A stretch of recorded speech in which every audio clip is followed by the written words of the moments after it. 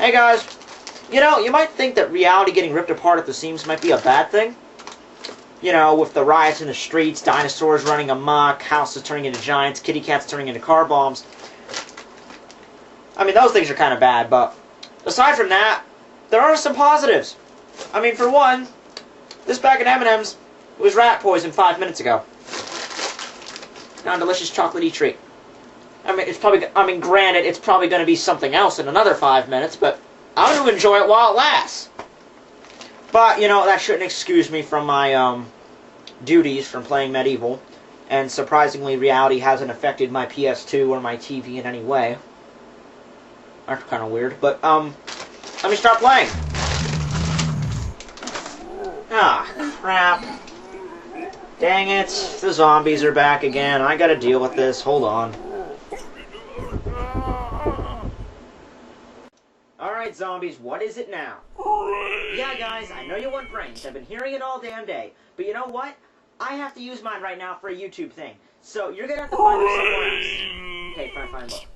My next door neighbor got his house eaten by a giant ant yesterday. And, you know the guy, his family left him a couple years back, so he's kind of already depressed already. This kind of might tip the scales. So if you want to go over there and give society a favor, that would be fine. But you got to stop doing this at my place, man. This is really getting freaking annoying.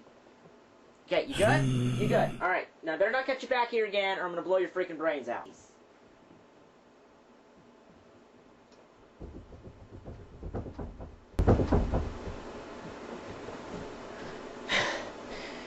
Sorry about that. Okay, seriously, you think zombies attacking your house would be kind of scary? It's really not. It's like 10 times more annoying than it is scary. I mean, they have no brain tissue left over. I mean, the only thing they can do is basically just stand up and say the word brains over and over again, which gets really freaking irritating. But you know what the really sad part is? They can't even tell, like, the wall from a door or a window. I mean, they just bang into the door. You know, some of them fall down on the ground, and they actually think the ground is the wall of my house, and they start banging on the ground like a bunch of 3-year-olds. So, you know, whatever. I don't know what the big deal is with 28 Days Later and Dawn of the Dead and stuff, because it's really not that impressive. I mean, whatever. So, yeah, let's get to the game. But first, some more refreshing M&Ms. Flashlight. Well, I needed a flashlight, but, you know, I was kind of expecting, like, a $100 bill or maybe a bar of gold or something, but whatever. It's a mag light. It's LED. Oh, it's not LED. Oh. Dreams die. Now, this level does start a little differently than all the other ones because it actually takes place in the professor's lab. Up until this point, the process for the level was you went into a level, you beat the level, you came in the professor's lab, you got your next weapon or whatever, and then you went to the professor's lab. Okay, well, I already have the bombs, so that was the reward for the chows for the last level I had to go at. Yeah, that's kind of cool. This entire game, I just wanted, you know, it brings a question to the fact why Dan doesn't go out and buy some dynamite and just blow stuff up. Well, now I can do that. Yeah. And just to make sure the game knows that where you're going is right, they put the only open door in the level next to 2 giant green electrodes. Yeah, maybe a big sign that says, "Come in this way, idiots." Whatever. Warning, the following makes no sense. I warned you. Dan! Not a moment too soon. Palethorn is launching an all-out attack. Kier says he's made some giant monster that will crush us all. Our only hope is to make our own. And using Kier's embalming knowledge, I think we can. In fact, I already have the head, but I need limbs. Limbs, Dan. I don't care what you've got to do to get them. We must get limbs. Now's no time to be squeamish, Fortescue. Just bring me the limbs one at a time. Place them on the slab, and we'll build a monster of our own. Oh my god. Where do I start? Okay, you know what? Fine. Screw everything I talked about in the last review. Just take it all off the table. Everything I talked about that doesn't make sense. This takes the cake in not making any sense. to summarize, Pale Thor is attacking the little base underneath where the professor lives. Don't ask me how he knows that place exists. Kia knows about it. Don't ask me how, because she's been only alive for only a couple of hours, though she did learn English in that amount of time, so I guess she's Wonder Girl. Okay, and to defend themselves from this attack, they decide to build a Frankenstein-esque monster, using Kia as an using her embalming knowledge. That's a flaw right there, because just because she's Egyptian doesn't mean she knows anything about embalming. I mean, yeah, she's mummified, but that would only prove that she knows nothing about embalming. Because in Egypt, the people that got mummified were important people, like pharaohs, queens, rulers. They didn't mummify just random people. Okay, that was considered a very high form of burial, like the final resting place.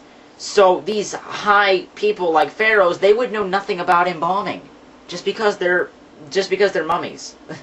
Next of all, Professor, that's your best deal. To protect yourself against Pale Thor's attack, instead of relying on Dan, which we were doing the entire game. That's the whole point of the game, to have Dan around to protect us.